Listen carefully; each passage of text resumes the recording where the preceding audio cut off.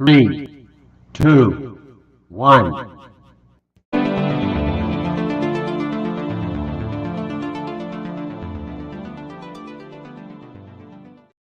Hello and welcome. The Fantasy Football Happy Hour is back for season 2, and the best news is we will be coming to you live on Sunday mornings this season. Ricky and I will be doing our games of the week. We will be giving you our sit starts. We will be giving you our best betting advice, leading you up to game times this season. That will kick off on Labor Day weekend when we'll do some fun over-unders and our playoff predictions, which is one you'll want to bookmark just for a good laugh once we get to January. But until then, I'm going division by division through the NFL, getting ready for the 2023 season. And today we are up to the AFC North. So the AFC North, one of the most competitive divisions last year. I don't think anything changes this year. We start off at the top. Last year, that was the Cincinnati Bengals, 12-4, lost in the AFC Championship game to the Kansas City Chiefs. But you know what? I think they have a great chance to get right back there and possibly to go back to the Super Bowl, a place they were at in 2021 when they lost to the Rams. The Bengals have one of the best offenses in the NFL, led by Joe Burrow and Jamar Chase. They have T. Higgins and Tyler Boyd also at receiver, and a great running back in Joe Mixon. They lost some pieces on defense, but you know what? They've been a top contender in the AFC for the last couple of years. Can they get back to the Super Bowl and win?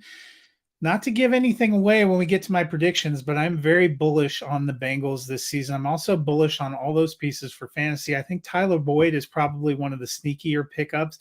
He is often the forgotten receiver, but you know what? He was a solid wide receiver 3 last year. I think he has plenty of upside. This is going to be a high-scoring, high-moving offense once again. Number 2 team in the division last year was the Baltimore Ravens. They finished 10-7, just missed the playoffs. They just made the playoffs, but they lost in the wild card round.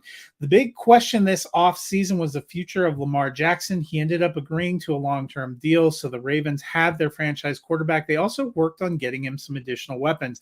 They signed veteran Odell Beckham Jr., who hasn't played since the Super Bowl with the Rams in 2021. They also drafted Zay Flowers at wide receiver. J.K. Dobbins appears to be healthy, maybe in for a big season this year. And they also have Rashad Bateman bouncing back. Plus, they have Mark Andrews, one of the best tight ends in the league. They always have a competitive defense and special teams. They do very well under John Harbaugh as a coach. I think they will be competitive again. I think they're in that 9-11 win range. I think they will be pushing for a playoff spot again. I like the Bengals better in the division, but the Ravens are always a tough out, and they're always going to be pushing towards the playoffs. The big question I have is in the receiving game. You know, which of these receivers do you want to bank on for fantasy? I like Flowers long-term in Dynasty. I have a feeling Odell Beckham Jr. might be the guy you want this year. I'm taking a shot. I don't know what to make of Rashad Bateman. I'm just hoping we get to see a complete season, something close to the guy we thought we were getting when he was drafted in the first round. The one I am most bullish on is J.K. Dobbins. I think he could push for running back 1 numbers if he can stay healthy all this season. He is more than a year removed from his injury. I expect big things.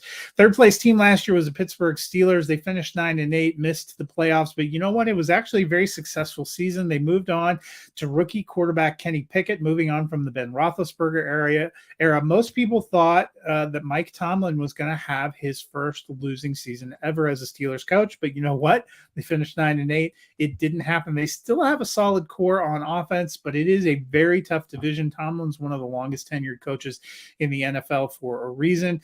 I like Deontay Johnson to probably be the best of the wide receivers. George Pickens be a little hit or miss. I like Pat Freiermuth in the red zone, but I think Najee Harris is in for another big season. I think he will return to RB1 numbers. In terms of best fantasy bet, hard for me to say a little bit what I think that is, but I think people are in on Pickens and have been sleeping a little bit on Deontay Johnson. I think he'll still be their top receiver. I really want no part of Allen Robinson. A couple of years ago, I was really excited for him. I thought him moving to the Rams last season was going to be a big deal, but it just never worked. And I don't really see a huge future with him in Pittsburgh here. I think Pittsburgh is going to be hovering right in that 8-9 win range. Again, hard to bet against Mike Tomlin finishing above 500. I don't know if they can make the playoffs. I think they're still probably one of the teams that's growing. The biggest enigma in the division is the team that finished last season, and that is the Cleveland Browns. They were 7-10 last year.